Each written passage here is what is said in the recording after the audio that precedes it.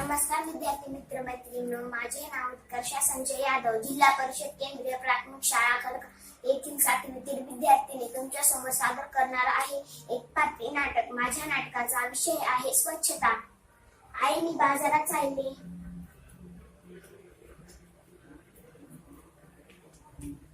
चल साक्षी बाजारात जाऊया। हो चल।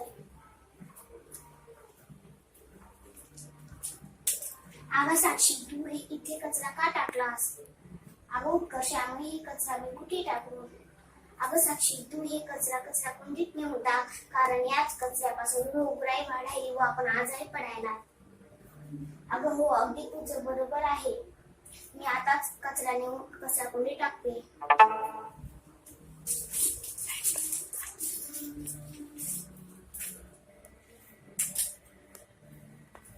साक्षी ते बघ या सूचना फलकावर काहीतरी लिहिलंय, चल बर वाचूया। कचरा कुंडीतच टाका, याने रोगराई वाढायली। स्वच्छता पाळा, रोगराई टाळा।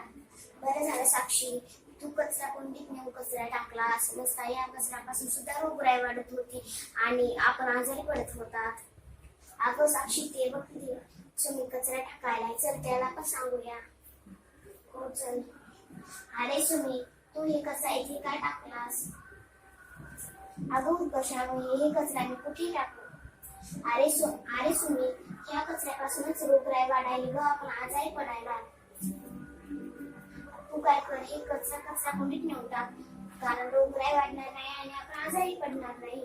आणि जाता ह्या सूचना फलकावर इथे एक सूचना फलक आहे ना, त्या सूचना फलकावर काहीतरी लिहिलंय ते वाच। हो